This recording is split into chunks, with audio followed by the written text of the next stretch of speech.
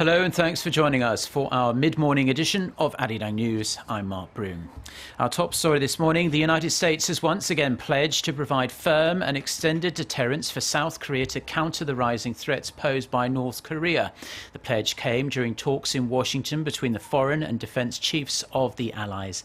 Our Defence Ministry correspondent Kim Hyun-bin starts us off. The focus of the so-called 2+2 talks between South Korea's Foreign Minister Yoon Byung-se and Defense Minister Han Min-gu and their American counterparts John Kerry and Ashton Carter was on strengthening U.S. extended deterrence policy against North Korea's ever-growing nuclear and missile threats, as well as maximizing the effectiveness of sanctions on the regime.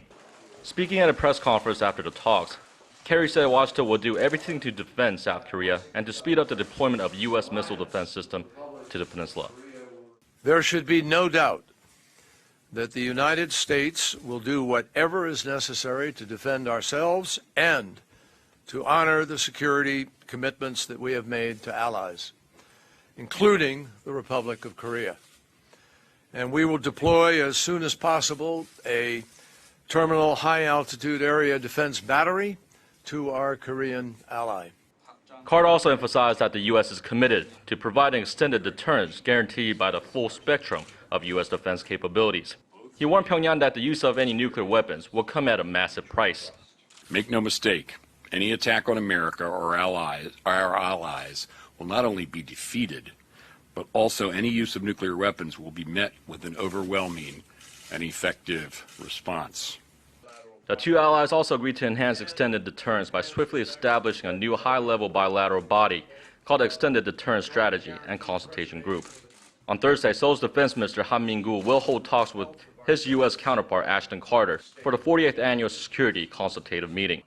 Mr. Han and Secretary Carter are expected to focus on the details of extended deterrence and issues regarding permanently deploying a U.S. strategic asset to the peninsula, as well as the specific time to deploy that to the south by the end of next year. Kim Hyun-bin, ARIRANG News, Washington, D.C. Now, the eyes of the world are on Las Vegas as Hillary Clinton and Donald Trump are just about to take to the stage for the third and final U.S. presidential debate. The debate, which is due to start around now, will last an hour and a half with no commercials and no breaks. It's divided into 6 segments on topics including immigration, economy and fitness to be president. The latest polls show Trump is behind Clinton by up to 10 points, so he'll be under pressure to put in a strong performance. Adding extra spice to the debate, Trump invited President Obama's estranged half-brother, Malik Obama, one of his supporters, as a guest. The final debate comes just 20 days before the November 8th election.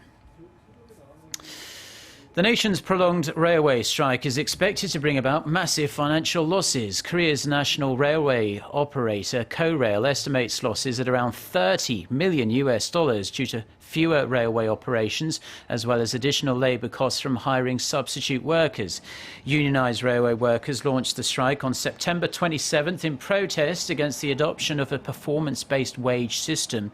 The strike has now entered its 24th day, and that's the longest on record. Railway operations are at about 80% of usual levels. However, freight trains are running just 40% of normal levels, causing severe logistical problems. Amid rising safety concerns, as relatively inexperienced contract workers are left to fill in, Korail says it will employ 500 regular employees, the first time the company has taken such a move during a strike. A European probe that attempted to land on Mars is missing. Radio signals dropped less than a minute before the lander was expected to touch down on the surface of the red planet. Satellites orbiting around Mars have attempted to shed light on the probe's status, so far without any success. There are fears Schiaparelli may have crashed and been destroyed. The European Space Agency is concerned, but says it's too early to draw conclusions. The agency will aggregate related information and is expected to announce the detailed results on Thursday local time. Philippine President Rodrigo Duterte says he will set aside the South China Sea issue during his state visit to China and focus more on the two countries' common interests. Our Kim Mok-yeon tells us more. Currently on a 4-day state visit to China, Rodrigo Duterte said on Wednesday that he will take the back seat and wait for the Chinese president to mention the South China Sea arbitration case because he's a visitor to their country. The Filipino president said there are many issues in the Philippines that require Beijing's support. We will be asking for the help of China. I do not know if your government will give it to us. I am here on a state visit to pay my respects to the great people of China and to the Chinese government. During his time in Beijing, Duterte is expected to confirm his tilt away from the U.S. and towards China's sphere of influence. Duterte expressed hopes to strengthen cooperation between China and the Philippines and to set aside differences, especially over the South China Sea dispute. He said the Philippines will insist on solving the issue through dialogue, stressing that the Philippines is hoping Beijing will repeal a ban on imports of its bananas, an economic sanction intended to punish Manila for its stance on the South China Sea.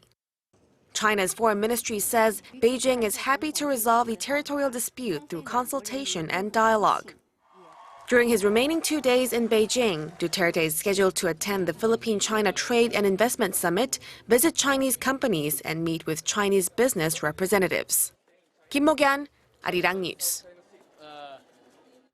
Okay, well, that's all the news we have for now. Our next bulletin is coming up at noon Korea time, so until then, goodbye.